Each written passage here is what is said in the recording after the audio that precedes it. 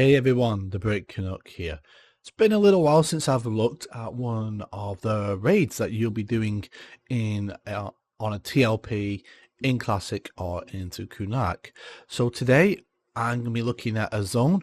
It's a zone where only the most tranquil of people will be able to combat and beat its influence.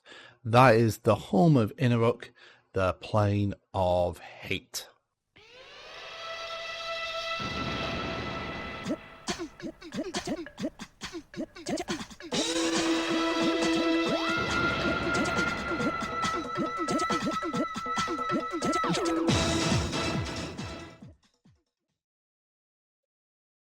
The Plane of Hate, a original Everquest zone, and as I said on the TLP, this is the revamped version. So it's not the one where Innoruuk used to be kind of upstairs and with the like slanted walls along the edge. This is a zone that you will be spending a lot of time in. You'll be coming here once a week with your guild on any TLP that's in Classic. You're probably still going to come here once a week as well into Kunak, and the reason for that, the number one reason for that, is epic pieces. You just don't get enough of them in Classic for everyone to get what they need, and it is a zone that obviously gets a lot easier in Kunak. Those extra 10 levels really make a very big difference. Now, I'm someone that is a bit unusual. I actually prefer the Plane of Sky. It's probably my favourite raid zone in Classic Everquest over Hate, and certainly over Fear, and that's an unusual opinion. A lot of people have a strong dislike for Sky, but I do like the aesthetics of Hate. It has a strong kind of gothic design, and this area is probably one of my favourite areas of the zone. That's the church with the Maestro right there on his organ. And when I first saw that, years ago, I thought, wow, look at that. I mean, that's some really cool bit of design for me, and that they were able to put that in even dating back so long. I really like it. I also kind of like that there's a lot of mini bosses here, so you're not just rushing straight to the end boss of Innoruuk and killing him. You're kind of going around the zone, killing off all the trash, because you do want to kill the trash here because of the armor drops, and you're going to kill those mini bosses, which can drop loot. They don't always. It is disappointing when things like that don't, but you're not just rushing, like I said, to the end boss of Innoruuk. Innoruuk himself is kind of buried right at the back of the zone, in and amongst a load of what we call tier 2 mobs, and the tier 2 mobs are probably the worst part of this zone, because they spawn and they're harder than the kind of tier 1 mobs, and they don't drop any loot. So it's really pointless to kill them, but you kind of have to get to Innoruuk, and it is just like a waste of time, but it's fine. And then you get to Innoruuk, who's probably one of the ugliest mobs I have ever seen in a video game. He is not a looker.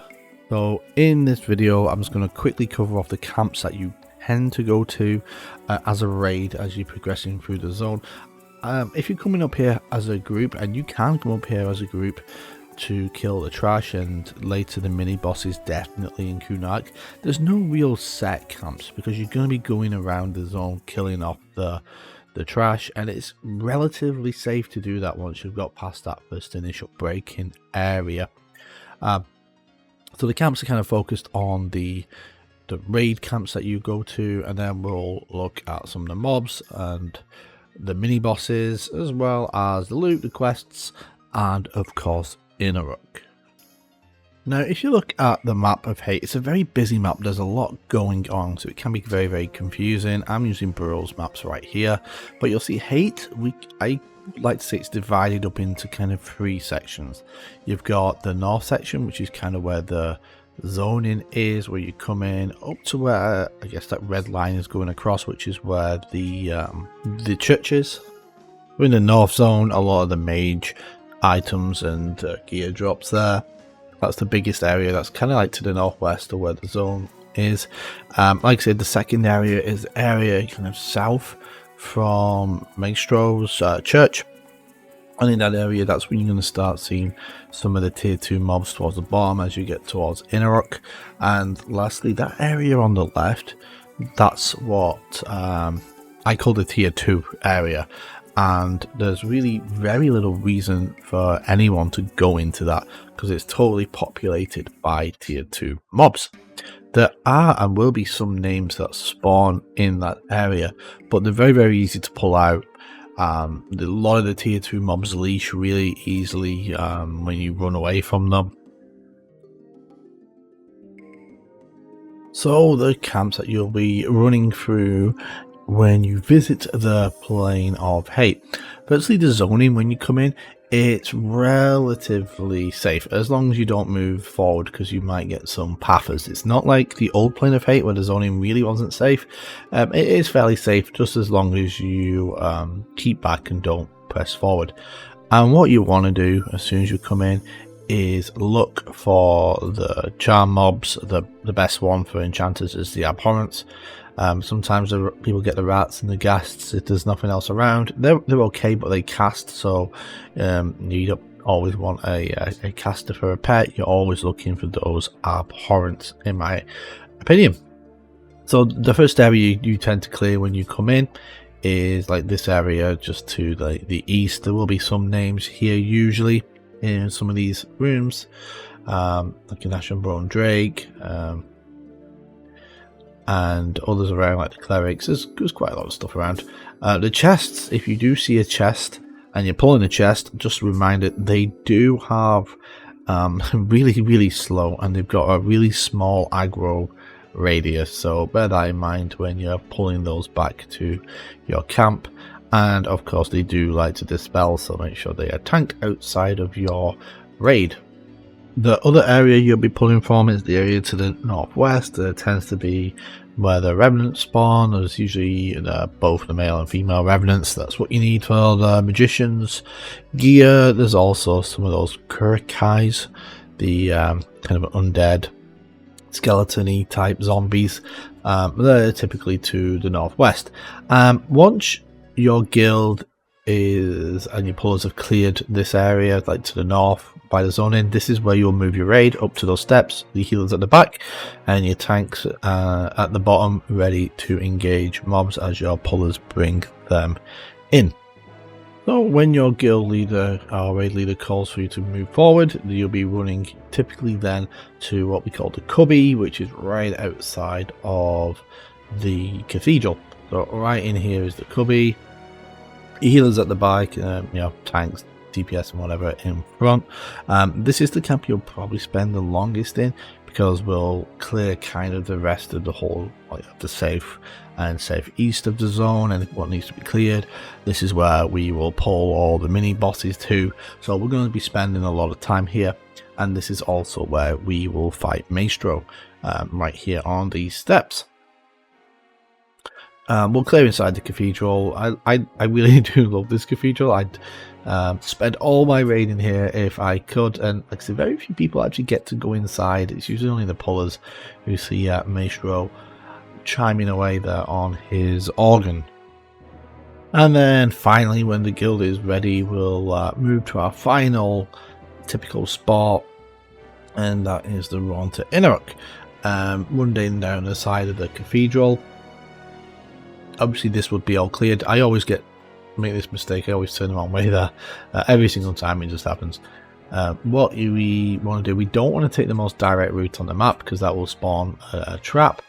Instead we kind of go around the building rather than what looks to be the most direct route around this building, avoiding that kind of archway and to the stairs which lead up towards the prep room for Innoruuk. We'll typically stop here while the pullers clear the mobs from inside. And there's usually a few tier 2 mobs knocking around in here. And what I like to do is run up here, but just be careful when you're running up these stairs because Innoruuk is right there. So what instead we'll usually tell people to do is when they run up the stairs to kind of stick to the wall. As close as you can, stick to it. That way you stay out of the line of sight, double back and into this corridor, and this is the room I like to prep Innie. This is where we'll get our buffs and the raid leader will go through the encounter. Alright, what I want to do is show you some of the mobs that you will be fighting in the plane of hate. These are the trash mobs. So the first up we have the spite golems. I don't know why they're wearing the helmets, they don't usually, but hey ho, we'll run with it. These are your kind of golems. I think they are shamans, they cast souls and they haste themselves. They are very spell resistant to pretty much everything except I think poison and disease. And we'll go through the gear in a bit, but these drop the shaman gear as well as some stuff for druid. Scorn banshees, pretty cookie cutter. The warriors, they're not much to really think about, and they drop gear for bards. Alright, the reverence. The male ones are basic magicians, and they have like damage shields, very annoying. They can cast a little bit nasty AE spells, and they drop armor for magicians. The female reverence tend to be enchanters, and they like to do kind of mezzes, and they drop enchanter gear. The abhorrent. Now, they don't look like a human male. For some reason, this model's been removed from the database, but the abhorrents make really good charm pets for enchanters. They do drop rogue gear, so we always come at the end of the night for that, but they are the best pets for enchanters. They do the most damage, so those are the ones we're going to be looking for. Don't kill them straight away. The clerics of Innoruuk don't have a whole lot of hit points, but they do cast complete heal, and they will heal their friends and each other and stuff like that, and we really have to interrupt them. So if you see them casting, hit them with your stuns, bash, whatever it takes. They drop gear for surprise clerics.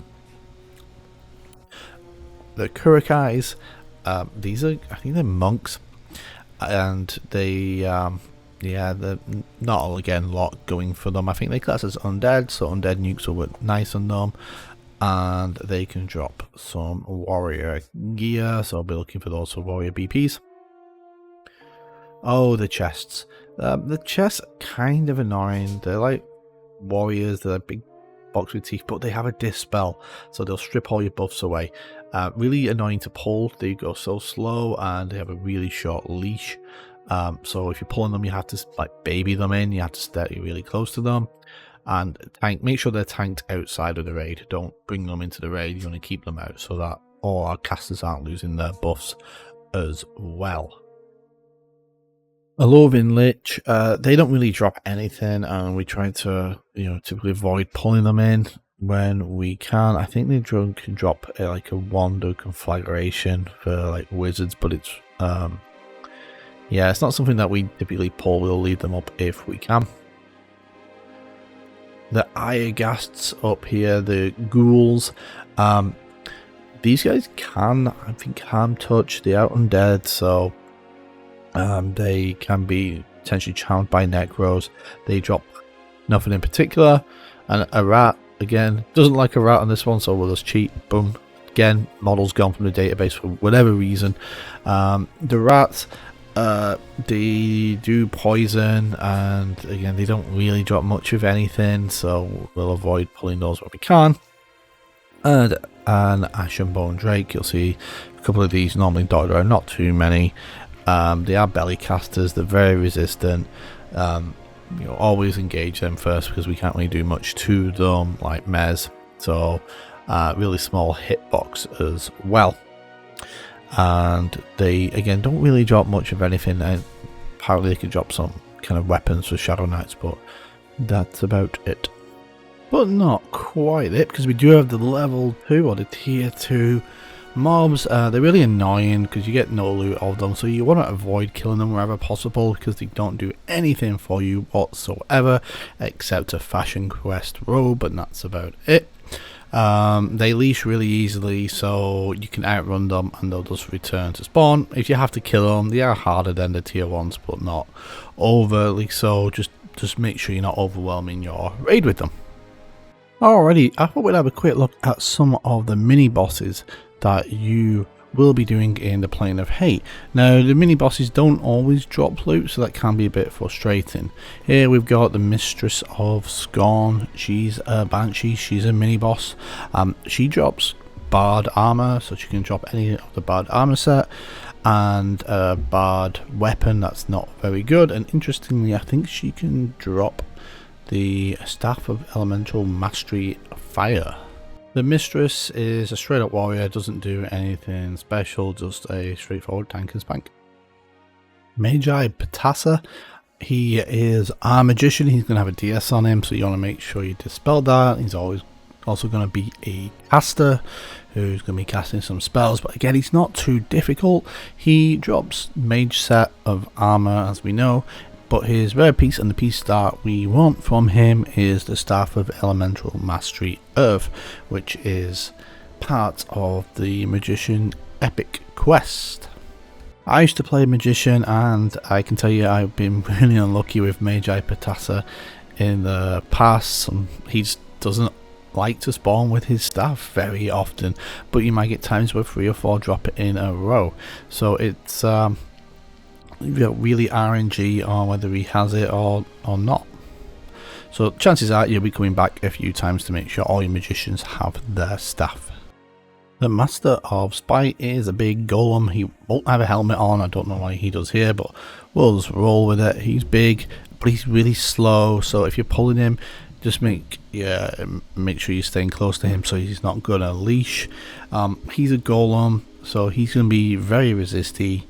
Your casters are not going to be able to land much, if anything, on him. It's really one for the casters to sit and med, or maybe they want to skill up some melee damage. In terms of loot you're going to get from him, he drops the shaman armor set. The avatar abhorrence. Oh, wait a minute, let me just fix this. Yeah, don't know why, but for some reason the gargoyle model isn't in this database that I'm using, so you get default human. Nothing particularly special about the avatar abhorrence. He's a rogue, drops the rogue armor set.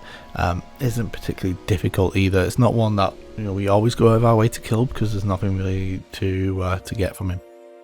Lord of Ire is why we come back to hate time and time again. It's why you'll come back to hate in Kunark or with one group in Velius, because this is the NPC that drops the Shield of the Immaculate.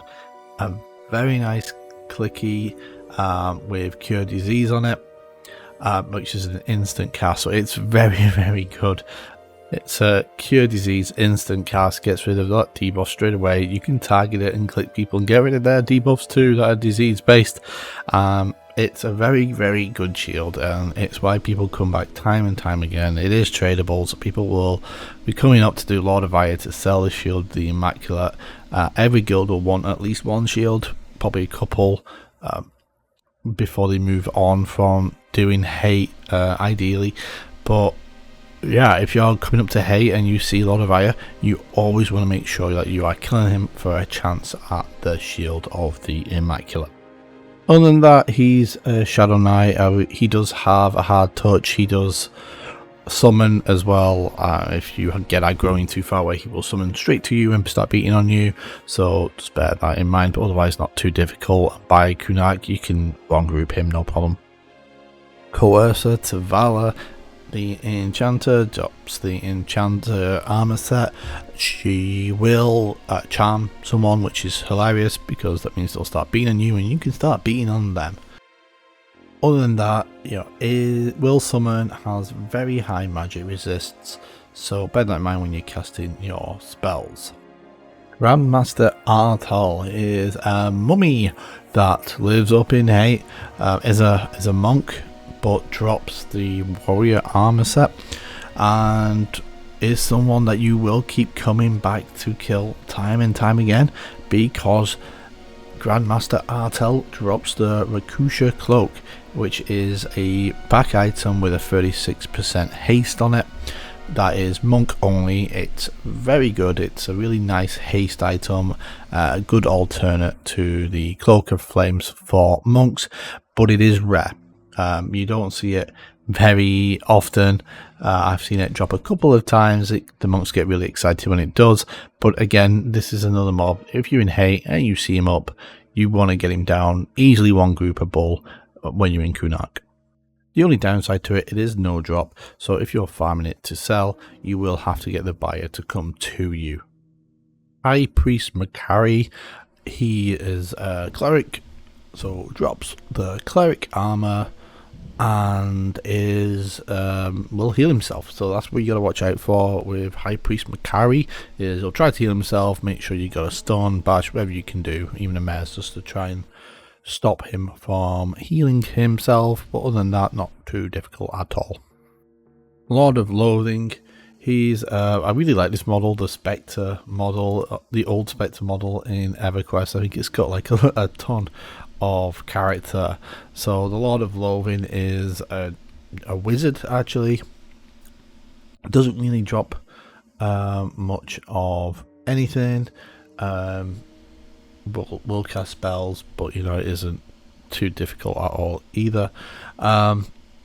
That's all the mini bosses, and I can't show you where the mini bosses spawn because it varies every time you go to like a hate DZ. They're always spawning in different positions, some maybe in the tier 2 section, so I can't really show you where they spawn.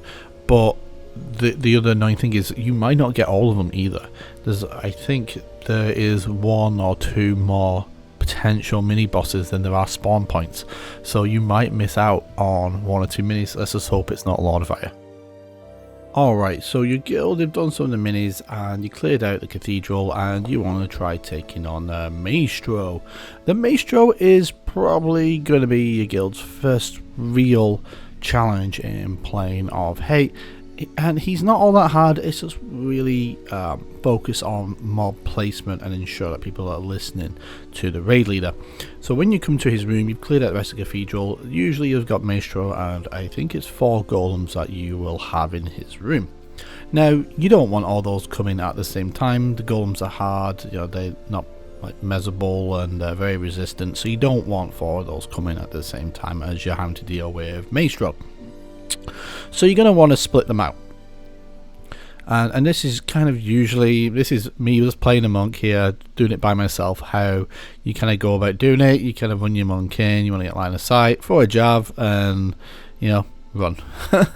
And you'll see everything goes running after the monk flops and everything kind of stops. And the way this kind of works in Everquest, some of the mobs will turn around and path back earlier than others, usually, not always, but sometimes, and that's how you split them up. So you're either killing the golems first or you're killing Maestro, and you see the monks just inching back slowly, feign death in, things stop. Usually when you're doing this, it can take a couple of attempts. It's not something that you necessarily get first try. I mean, I'm a bit rusty at pulling, it's not something I've done for a while, but you can see now we're starting to get a little bit of a gap between Maestro and the golems, and when you get a gap like that, if you have someone to tag, that's when you would do it. In this case it's just me playing, I don't, so they all go running back, and again I'm trying to get Maestro to follow without the golems, so now I've got some really good distance between the two, and like I said, it usually takes a couple of attempts. Line of sight can be a big help. Maestro does run fast, look at him go. And if you're not feeling it, you know, you're not feeling like the pull, you're not confident with it, that you've got that gap, just let it reset. You'll lose a couple of minutes, but it's better than training a raid with a bunch of mobs along with a boss. So in this case I just let it reset, as I wasn't happy with how it ended up. My monk ran as fast as it can, and there you go. See, now I've got Maestro, who's going to be right next to the monk, and all those golems are kind of by themselves. So look, I've got a really big gap here, which is perfect. This is when you want somebody else to come and tag it and bring it to the raid, because if the monk stands up, the golems are going to go running. So when you've got that kind of a gap, you want to be calling for a tagger to come and just hit Maestro. In this case I did it myself, but again it's going to need another feint, and we'll let the golems path back. So that's kind of how you want to do it. Now you can do the golems first, you can do them afterwards, it doesn't really matter. Typically I prefer doing the golems first, and then doing Maestro first, but it doesn't matter in the grand scheme of things.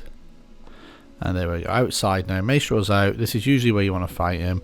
Like I said, if I had a tagger, this would have been done, but I don't. But this is exactly where you want Maestro to be, so that you can get him done.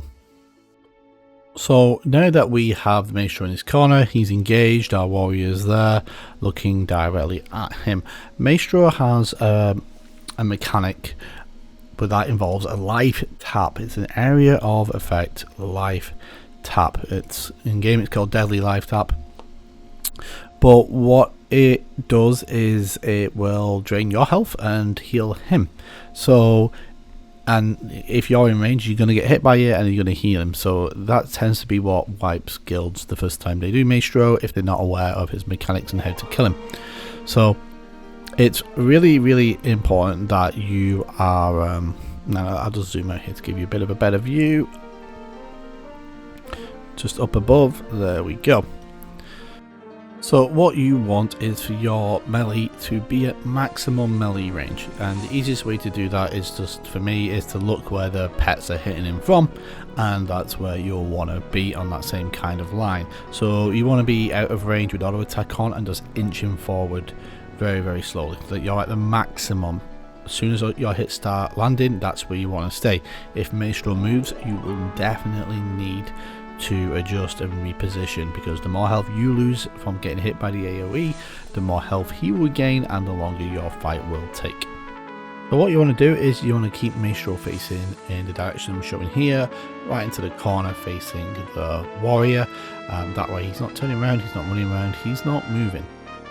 This is where we don't want our melee to be. If you're getting hit by a life tap, you need to move out of that area. Instead, kind of around here, this is where you should be. You're at maximum melee range, you're not going to be getting hit by the life tap, you're not healing Maestro.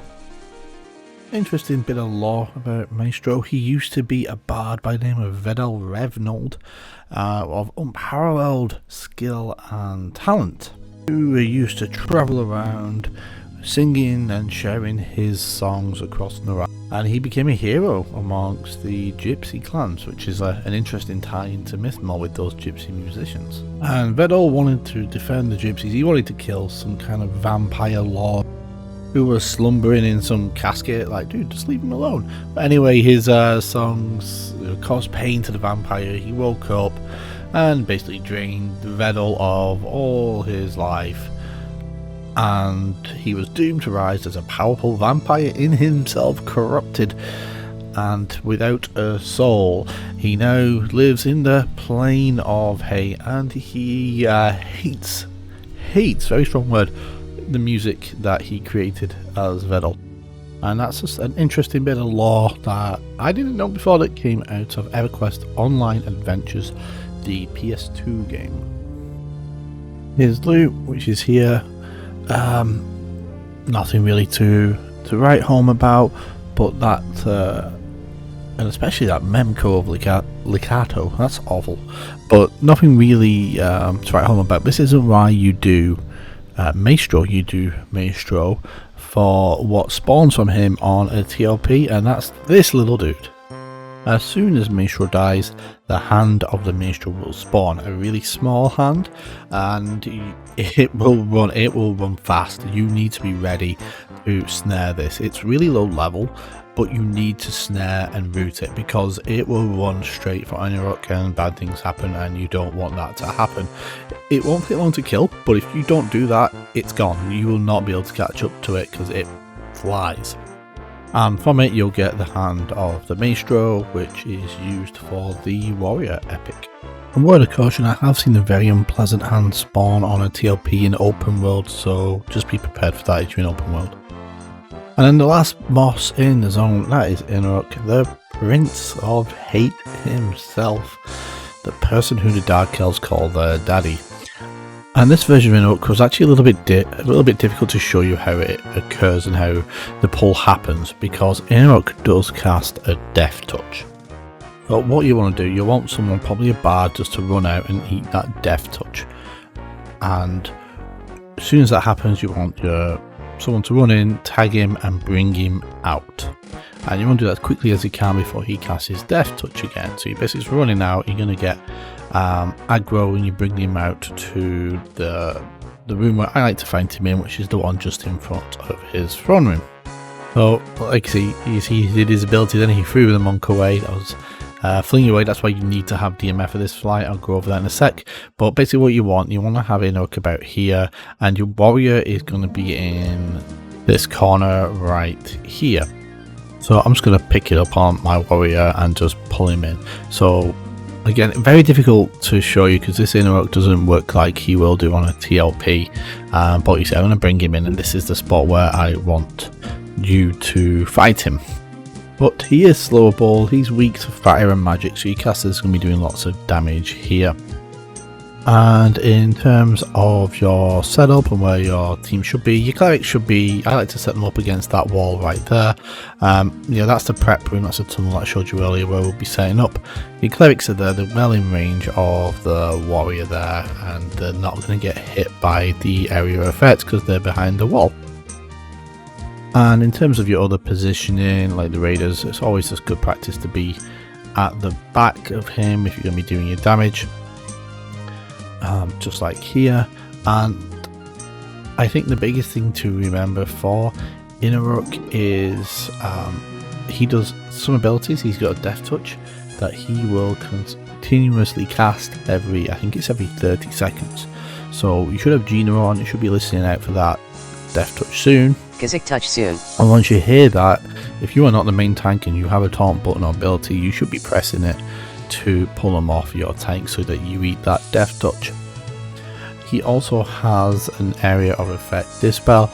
Now this is the annoying, and that's what flings you away. So there's two spells that you need to have on you.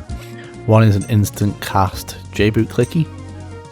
That way it's always on your top, and that's the one that's getting stripped from you. And the other thing you should have buried, maybe 4 or 5 deep, is dead man floating, because that stops you from being flung. And it's hard for me to kind of show you how that fight plays out, because that version of Innoruuk that does the death touch isn't in the database for this server. It's like a newer version, or the very, very original one, which we don't get on TLPs. But your wizards and your mages, they'll be liking this flight. They can do a lot of damage. Wizards are going to be casting mainly magic nukes, and mages can use the fire nukes, which is great. So now I'm going to take a look at some of the loot that you will get in a Plane of Hate. One of the first things that you will get in a Plane of Hate is some class armor sets. And classic Everquest really suffers from some weird stats distribution and how they kind of itemize those stats. A perfect example would be the cleric boots. Right here, they're not very good, right? So there's really no reason to ever wear them when you should be wearing the golden E3D boots from Soul B. Well, having said that, it generally is the best armor that you can have in classic. So let's get right into it. Let's have a look at some of the armor that you will be getting. The itemization of these can be a bit unusual.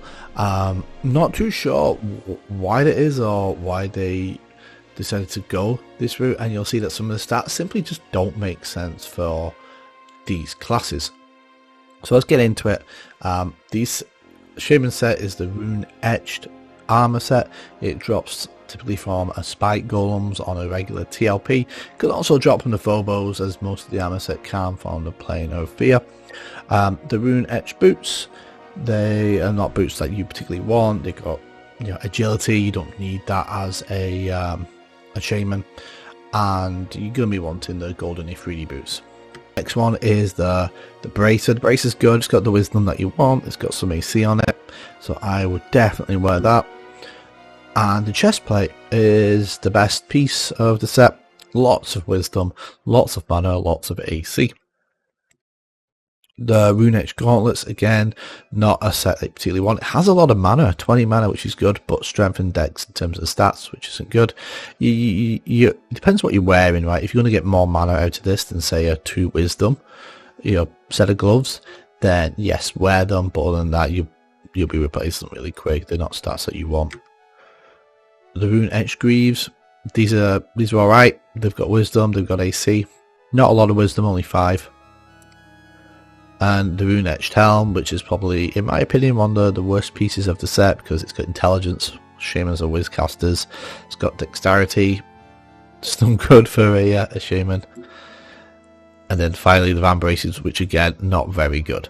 So, out of that whole set of armor, there's really only the bracer, the chest plate, that maybe the legs that you want to wear. So 3 out of 7 pieces. Alrighty, the bard set which drops from the Scorn Banshee. So again, let's do this. First off, you got the boots, AC 16, decent amount of strength on them, 5, stamina 9. They're not bad. I quite like those boots, and I love the colour of this set. It's a nice blue. The bracer, pre-intelligence, AC 11, HP 10, Dex 3. It's fine. The imbrued plate mail breastplate, again, really nice item. 29 AC, huge amount of AC on it. Decent amount of strength at 9, dexterity, lots of dex at 13, and some nice disease resist. Gauntlets, AC 14, HP 10, wisdom 5, dex 5. Yeah, you're not really wearing that for the stats, but actually the dex on it's pretty nice for a bard. The legs, again, are not terrible. AC 16, some strength on them, which is good, some stamina as well, and some magic resists. The helm, helms again are not bad. AC 16, 9 wisdom, charisma 9. Again, you're not wearing that for the stats though on a bard. There's probably better options there. And the van braces, AC 16. Okay, that's pretty much the only reason why you're wearing them. But the 10 poison resists, again, not terrible. Overall, the bard set isn't terrible. There's really, I'd say, only the head that you wouldn't necessarily wear. The skull shaped bar boot is better, and perhaps the hands. There's a couple of better options there. Again, from raids, the golden A3D hands, and I think the Gauntlet Safari Might is probably the best one you get, but you're going to be spending DKP to get those. Next up is for the mages, the Apothic armor set. This drops from a Forsaken Revenant. Now you have to be specific because it only drops from the male Forsaken Revenants. There's a split between the female ones that don't drop the mage set. So with the mage set, similar kind of deal. For me, personally, I always see absolutely tons of mage pants. I don't know why, you just see loads of them, but let's give it a go right now. So we'll start off with the boots, the Apothic boots. They are absolutely terrible. Absolutely no way you should ever be wearing those. I'm just looking now at some of the other options. I mean, the only option for a mage really is the 3D boots. Nothing else really matters. The long boots aren't terrible, but the 3D boots is what you should be wearing, and never these. These are awful. The Apothic gloves are next. These are actually fairly decent. If you look at the hand item, they're probably the best ones for a mage. Lots of intelligence, which is what I really like, and a little bit of mana too. The crown has a lot of the intelligence, which is again #1 stat for a mage, and it's got a bit of HP, a bit of mana, and some magic resist. So you want to be wearing that. The only time you won't be wearing this is maybe if you want to wear resist items such as the crown from Innoruuk. Oh, those pants. Apothic kilt. They're not. Yeah, I mean they've got a lot of AC. They've got a lot of HP on them, but I just can't see when you'll ever be wanted to wear them. There's not a ton of options though in Classic for what to wear, so you might very well be wearing them maybe until you get some long pants. That would probably be the best one to get.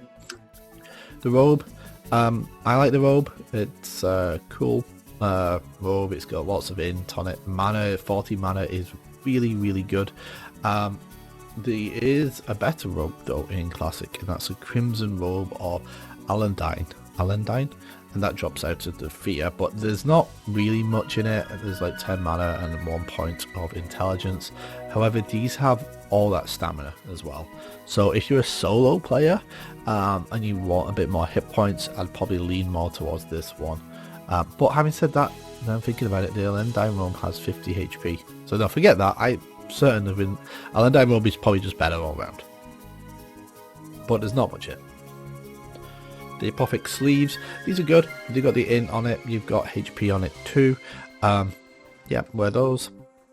Warbands, the wrist item. Yeah, that's pretty terrible.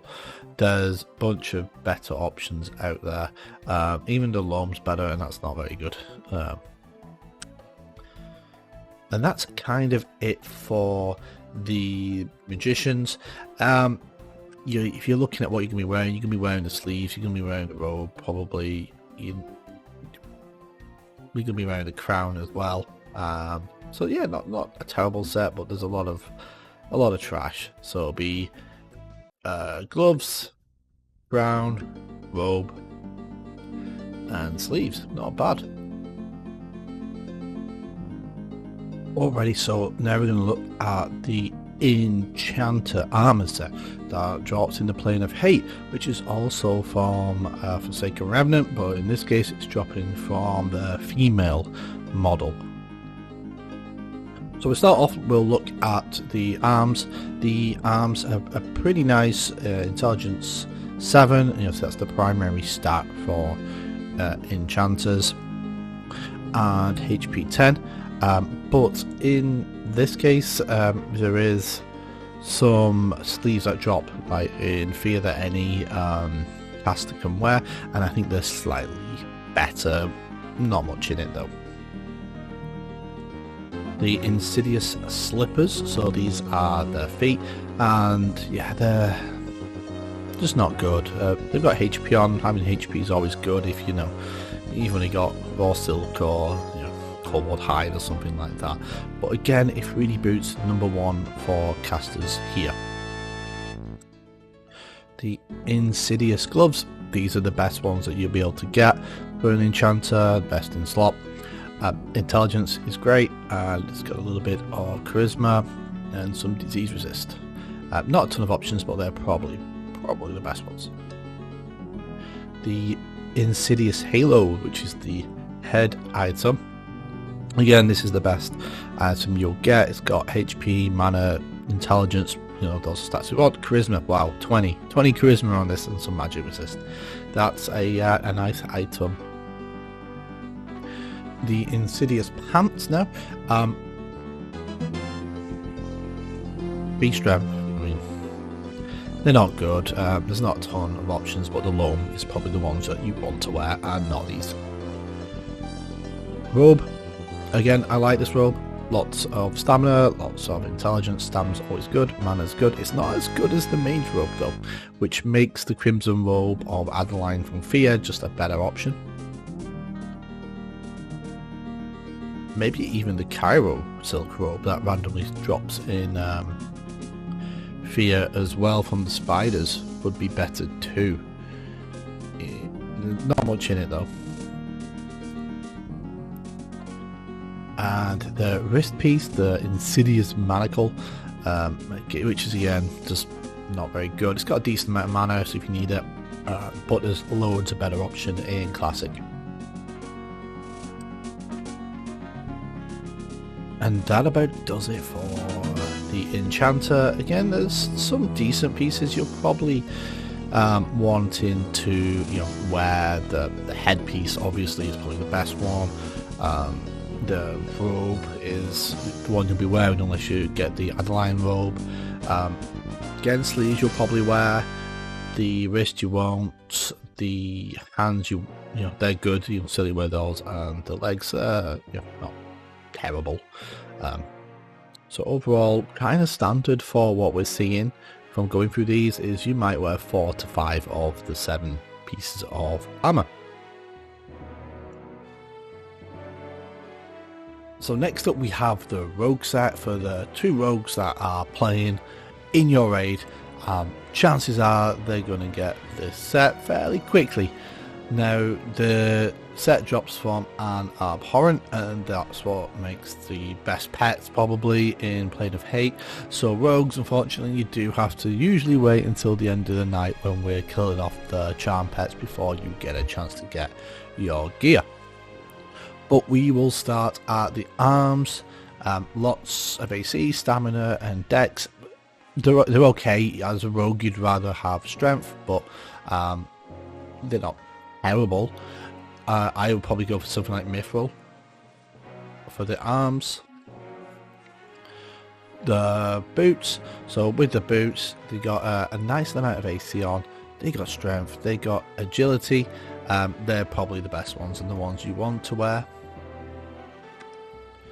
The BP is good too, lots of strength, lots of agility and lots of dex and a whole metric ton of AC.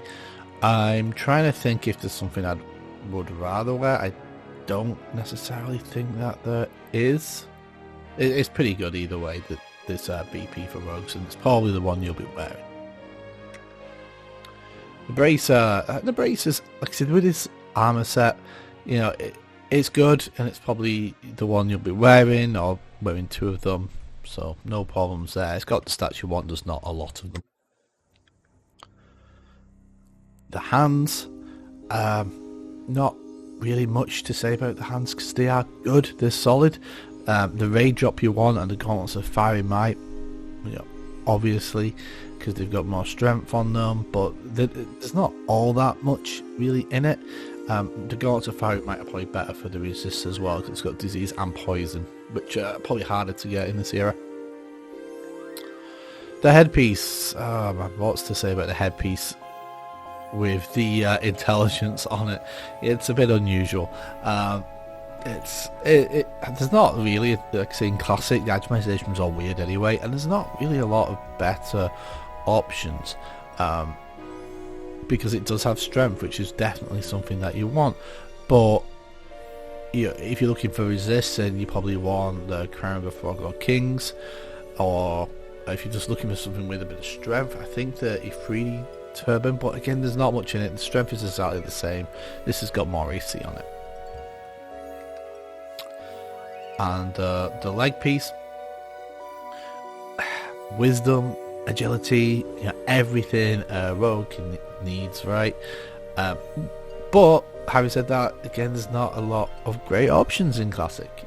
Mithril's probably the better option because it's a straight strength, and that's what you would rather have as a rogue. So that's the rogue set. Like I said, drops from an abhorrent. If you're playing a rogue, you'll get this no problem. Alright, the next set we're going to look at is probably my favourite set for how it looks, and that's because it is purple. There we go. It looks, to me, awesome. It really defines clerics in this era, this purple armor, and I love it. I love the style of it. It looks great. The cleric set drops, surprisingly, from the cleric of Innoruuk. These guys are a little bit annoying. They like to heal themselves, so be ready to stun and as needed, or mares to stop those complete heals, because otherwise you're going to be fighting them for a very, very long time. And it's one of the sets that I always like to prioritize to get the whiz and the mana of the clerics up so they can do more healing. The first piece of the set, is again the arms, and it's got nothing that a cleric would want at all.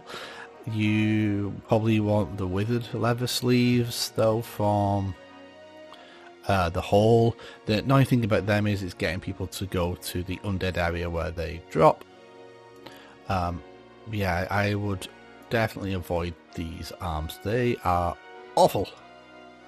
The boots, again, not boots you want to wear. It's got no stats that you want it. You make sure you're getting the Ifriti boots and don't wear these. The BP? The BP's awesome. The blows everything else away. The withered leather tunic has way more mana, but overall you're getting a lot of HP as well as a cleric, and clerics can sometimes take a beating. So having all that stamina, having that HP is better in my opinion. It still comes with mana, and it still comes with boatloads of wisdom as well. Bracer, it's got mana, but other than that, there's tons of better options. Avoid that one. The hands, yeah, another one where there's just dozens, maybe not dozens, but there's loads of better options. There, avoid that too. The headpiece, it's got wisdom on it, so that's an improvement over those last few pieces. There isn't much better. Probably the platinum tiara has more mana. Than this. That drops from Innoruuk, if memory serves. And finally, I think it's the leg piece. Now, the legs, they're the best ones that you'll get in Classic, so they're easy enough to wear. They've got wisdom. Perfect. So that's the cleric set.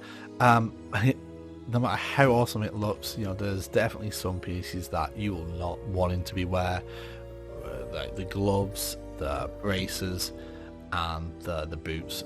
Straight away, you don't want those, and of course, and the arms as well. They're pretty terrible. So yes, it looks awesome, but 3 or 4 pieces is probably all you're going to be wearing realistically.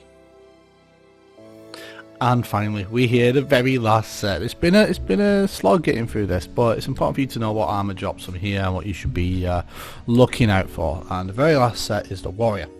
I mained a warrior on Mischief, a little halfling warrior. He was awesome.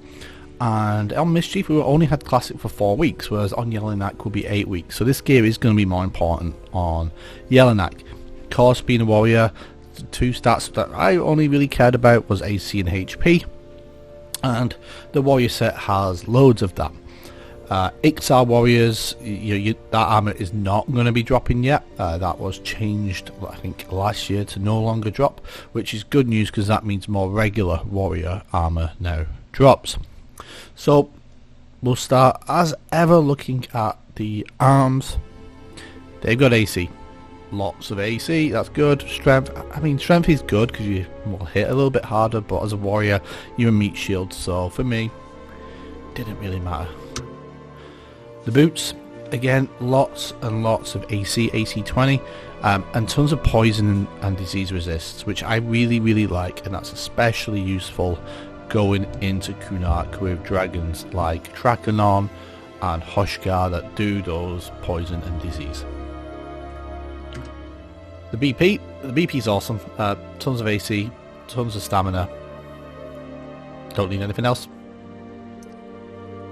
Bracer, again, lots of AC for Bracer, and the resist's good too. Like 7 magic and fire and cold, so that's really good against dragons. Like Nagi Vox that use those. The hands, lots of AC, lots of HP, and extra stamina, so it's good. And the helm is probably the weakest one, to be honest. There's an argument you could say that the helm from the Ghoul Lord, the skull-shaped Barboot, is better, which is just pure AC. It's less AC, but it has HP on it and magic resist, whereas this is just pure AC, and the rest of the stats don't matter.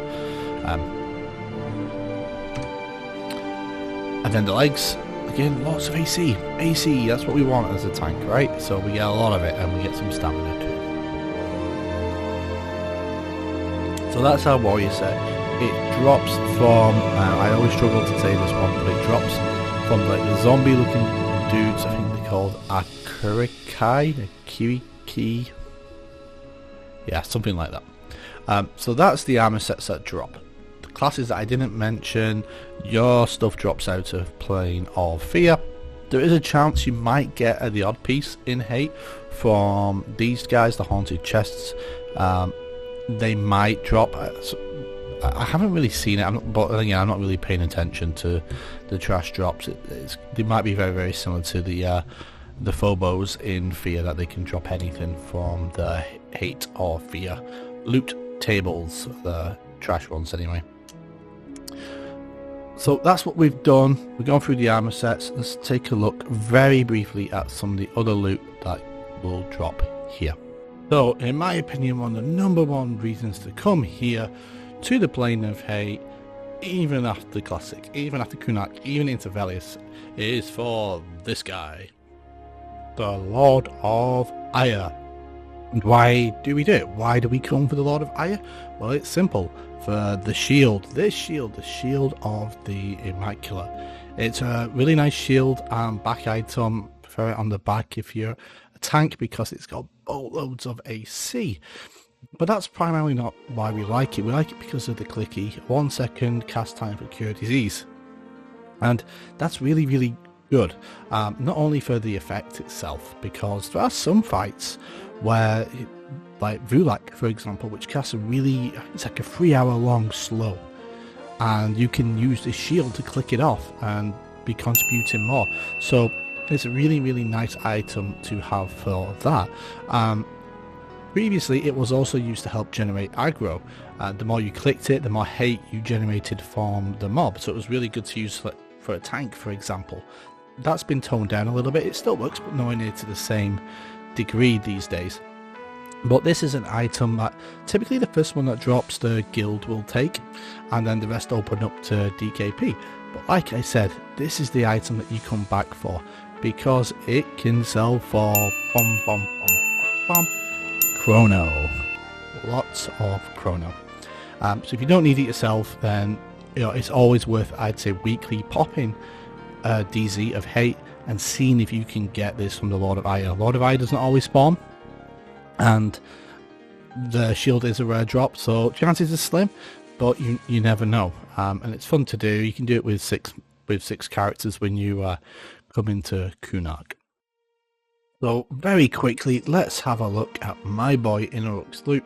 Remember, this is the 2.0 loot, not the 1.0 loot that you might see on something like P99 when it launches. This is the 2.0 loot. So the first one we have right here is Hotov's Bracer. That is for elves. Bit of strength on it, so that's pretty nice. Wiz is nice if you're an elf druid.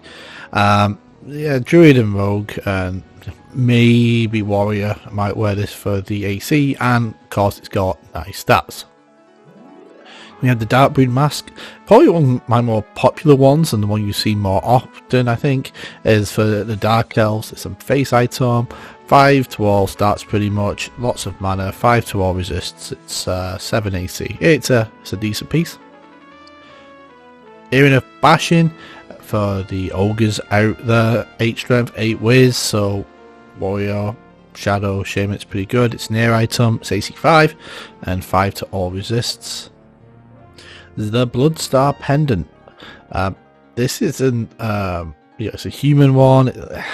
It's an alright one. It's 9 to strength, charisma, whiz, and int, so pretty decent for the casters. But to be honest, I prefer the dual crafting stuff. Then this is probably one of the weaker items, I guess. Brewer's Mesh Cloak. I can't remember even seeing this drop in. There's so few dwarfs out there, really. It's a nice item, like 12 strength, 12 whiz, so for a back item, yeah, for clerics and rogues is pretty nice. The Halfling, the Leatherfoot Sandals, decent stats on that one. Engineer's Ring for the gnomes, 5 pretty much all stats and 20 mana. The Skinner's Belt for the trolls. This is the one I see the most. There's only ever like 1 or 2 trolls on a raid, and they're probably boxes, and then they end up getting this belt because it drops so much. Paladins of Power, shoulder item for erudites. It's alright. One I've never seen, I don't think, drop, a Barbarian waist, a Barbarian belt called Ice Belt. Never seen it. Ring of Pureblood for high elves, pretty nice. 5 stat ring. 30 HP, 30 mana. And then finally the triumphant mask. Oh, half elves. Yeah, 7 to stats and 20 magic resists. So very, very quickly, let's have a look at some of the quests that can be accomplished in the Plane of Hate.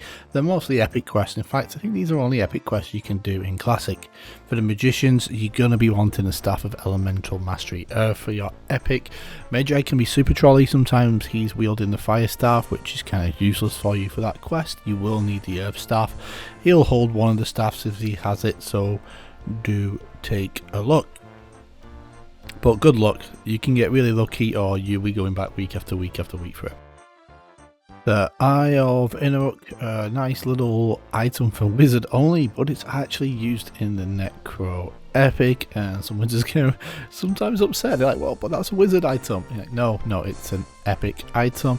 It's droppable, so typically guilds would take it anyway and hold on to it until Kunark. Fairly certain it still only drops from Innoruuk, but it could drop from minis now. I can't remember, but definitely off Innoruuk. So the Fort Destroyers pop out from the other zombie mobs, sometimes, not every time, and when you do need to jump on them because they are a fair bit harder than the trash mob, and they'll typically always drop this BP, which is needed for the Paladin epic. You won't have any trouble getting hold of these for your Paladin. Most guilds have 1 or 2, sometimes 3, and you'll probably get them all BP on one raid. And last but not least, for the Ranger epic, the Shattered Emerald of Corruption. This can drop randomly off any mini boss, and you won't have any problem getting hold of this for your Rangers. And there we go, we made it to the very, very end. This is the longest video I have done today, but wow, the Plane of Hate is such a vast zone, there's so much going on, and I really wanted to do an in-depth guide, so I'm hoping I've covered off a lot of information in this video for you. I'll of course leave timestamps so you can skip around and go to any bits that you want to rewatch as we get closer to the launch of Yelinak. So hopefully if you are going to be playing on Yelinak, this will be a useful guide for you. I will say, making this video, it's certainly got me hyped up to go through Plane of Hate again.